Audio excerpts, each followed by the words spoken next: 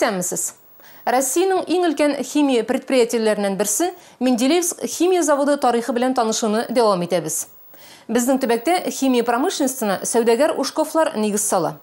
1850 елда алар хәзерге Менделеевск шәһәреннән 20 чакрымдагы Какшан авылында Хромпик заводы ачалар.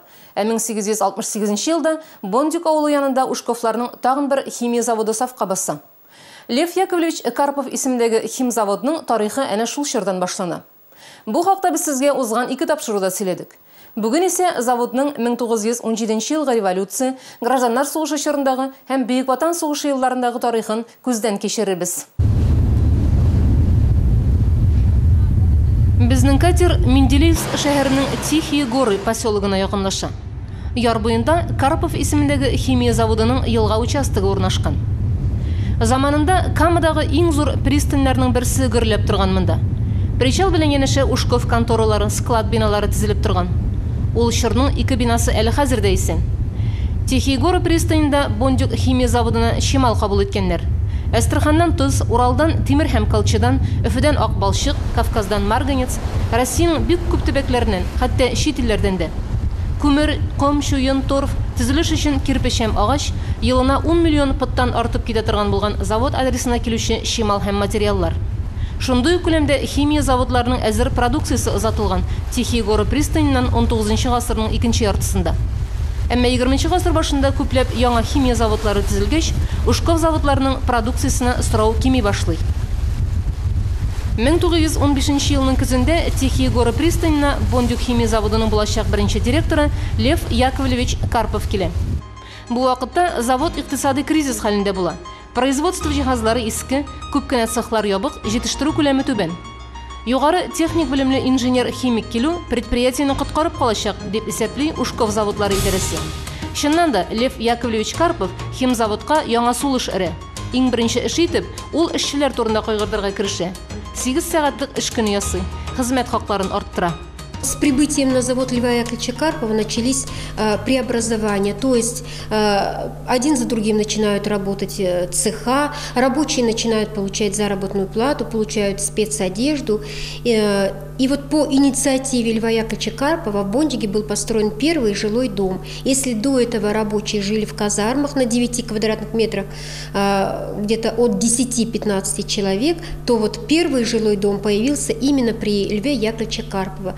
До сих пор этот дом жив, в настоящем времени в нем проживают жильцы, он сохранен. Лев Карпов тиз арада заводның җитештерү куәтен арттыруга ирешә. Яңа химик матдәләр, бакыр һәм тимер купарасы, сыек хлор һәм башкаларны җитештерә башлыйлар. 1917 елның язында Карпов чакыру буенча Бондюк заводына талантлы химик Борис Збарский килә һәм үзәк лабораторияны җитәкли башлый. Фәнни тикшеренү эше күзгә күренеп җанлана. Збарскийны без Ленин гәүдәсен бальзамлаучы буларак беләбез. Здесь он возглавил производство технического и медицинского хлороформа. Ну, как мы знаем, что вообще хлороформ впервые был произведен в Германии, а вот его новый метод получения был изобретен Збарским. И на этот же период выпадает пребывание здесь у нас в Бондюге поэта, лауреата Нобелевской премии Бориса Леонидовича Пастернака. Ну, как мы знаем, что Борис Леонидович Пастернак с детства получил травму ноги, то есть вот его одна нога была немножечко короче другой, и он получил освобождение от призыва в армию. Но 1916 год, это идет империалистическая война, и на фронт призываются абсолютно все. Как потом вспоминал Борис Леонидович Пастернак сам, что он говорил, что фронту нужно было пушечное мясо. То есть вот такой призыв грозил и ему. И тогда Борис Ильич Збарский предлагает Пастернаку на некоторое время переехать в Бондюгу, потому что завод имел бронь, и рабочие с Бондюжского завода, с основных цехов, не призывались на фронт. Борис Пастернак завод конторасында эшли, хәрби теркәү белән шөгыльләнә. Бондюгта ул тормыш мәктәбе уза. Шагыйрьнең биредә шигырьләр иҗат итүе дә мәгълүм. Бондюгта яшәгән вакыты турында Борис Пастернак «Люди и положение» исемле автобиографик очеркта яза. Шуннан бер үзек. Заводта Петербургта революция булачагы турында билгеле булгач, 1917 елның мартында мин Мәскәүгә киттем. Ул вакытта инженер Збарский Ижевск заводында командировкада иде. Миңа аны кирип алырга һәм бергәләп китәргә куштылар. Тихие горы авылыннан атларда чыгып киттек. 1917 жылғы социалистик революциядан соң халық хуҗалыгының югары советы карары нигезендә сәүдәгәр промышленник ушковларның барлык милекләре советларга күчә. Кама буе төбәгендә химия заводларына нигез салучы ушковлар нәселе дистәйләр дәвамында туплаган капиталларыннан мәхрүм кала. Туган якны өйрәнүчеләр әйтүенчә, бу хәлләрдән соң ушковларның күбесе чит илгә качып китә. Бүгенге көндә аларның язмышы турында мәгълүмат юк. Менделеевскийның үзендә Ушков фамилияле кешеләр шактый күп, әмма аларның сәүдәгәрләр рәсеменә мөнәсәбәтлеме, юкмы икәнлеге хәзер өйрәнелмәгән. 1917 ел ахырында Лев Яковлевич Карпов Какшан һәм Бондюг заводларын дәүләт милкенә күчерү мәсьәләсе буенча Петроградка китә. Ленин тәкъдиме белән аны халык хуҗалыгының югары советына кертәләр, һәм ул яңа Совет Республикасының химия промышленностен җитәкли башлый. Хәзергечә әйтсәк, химия промышленности министры була. 1921 елның январында Бондюгка Карповның үлүе турында хәбәр килә. Завод эшчеләре предприятияны үстерү өчен зур көч куйган беренче директорның исемен заводка бирүне сорап Мәскәүгә хат язалар. Шулай итеп, 1922 елдан химия заводы Лев Яковлевич Карпов исеме белән йөри башлый. Предприятиянең икенче директоры Якобсон була. Это, наверное, наиболее трудные годы в судьбе нашего завода, потому что это идет гражданская война. Это идет призыв на фронт, это и проходят боевые действия. Вот, к счастью, самих боевых действий на территории Бондюги не происходило, но Бондюжскому заводу пришлось дважды эвакуироваться, то есть было демонтировано оборудование, оно вывозилось в Сарапул и в Казань. И вот когда белогвардейцы под командованием генерала Дутова и колчаковцы вошли на территорию завода и увидели, что здесь завод как бы без оборудования, они начали здесь свою расправу. После того, как белогвардейцы вышли с территории нашего завода, оборудование вновь было установлено, и буквально в считанные месяцы завод вновь заработал.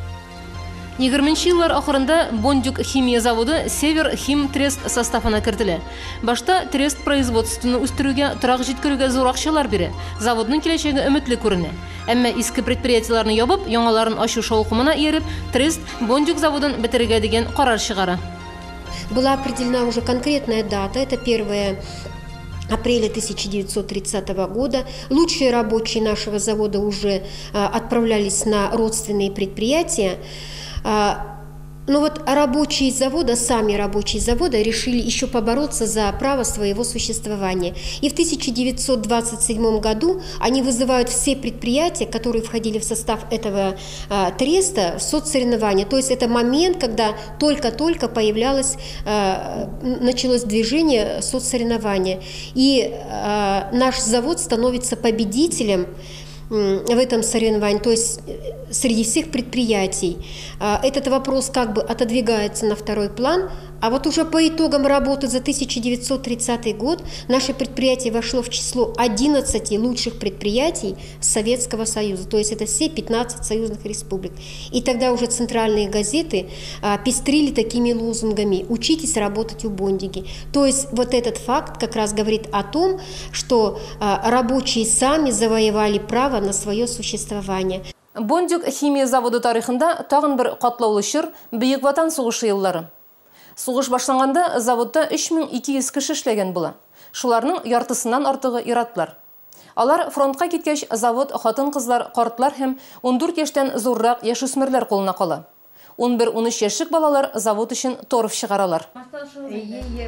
Мәрьям апа Мөстәкыймова химзаводка 49 ел гомерен биргән. Аның әти-әнисе, әби-бабалары барысы да Бондюгта туып үсеп, химия заводында эшләгәннәр. Мәрьям апа заводка сугыш башланыр алдыннан килә. Сугыш вакытында эшләдек 12 сәгать. Вакытны көннәрне баржаларда выгружайтырга барадырык. Күмер, тоз кайтадыр монда баржа белән.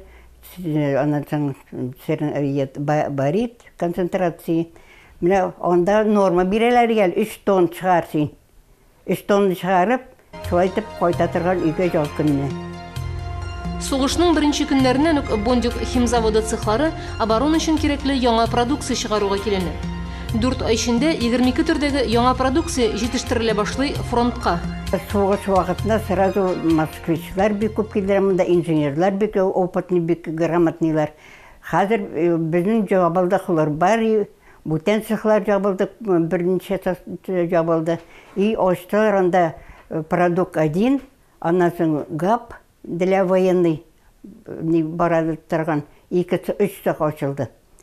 Biz анда тағын жаңадан жаңа методикалар табып, методикалар разрабатывать етіп, цехларда тағын помогать етіп, цехларын жіберіп, мына шулай етіп, жаңа цехлар болды біздің.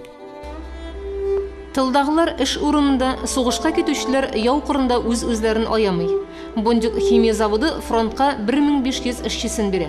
Аларның бик көбісі батырлық үшін орден медальлер білен бүлеклене. 7 кіші Советлар Союзы геройы исемен ала. Аларның исемләре шәһәр үзәгендәге батырлар аллеясына мәрмәргә уелган. Бөек Ватан сугышы геройлары арасында Бондюк егете Габдрахманов Куддус Габдрахман улының исеме дә бар. Дошман дзоты амбразурасын күкрәге белән каплаган Бөек Ватан сугышы каһарманы ул. Аның батырлыгы турында гаиләсе сугыш бетеп 38 ел узгач кына белә. Билгесез батырларны эзләү белән шөгыльләнүче Хәтер яктысы оешмасы таба Куддус Габдрахмановның исемен. Һәм газетада язучы Шаһинур Мустафинның аның хакында мәкаләсе басылып чыга. Шуннан соң энесе Габдрахим ага туганы язмышы белән кызыксынып Казанга бара. Герой исемен алган ул. Миңа барсаң, хәзер үзең барсаң үзең аласың диде. Шул журналист. Бара алма, миңа бирмәделәр диде документларын. Шул Мустафин тапкан инде. Сез бара алмадыгыз? Без бара алмадык. Коя мен ничек барыйм, бер аяк белән яшьтә бик күп. Куддус Габдрахманов 14 яшеннән химия заводында эшли башлый, комсомолга керә.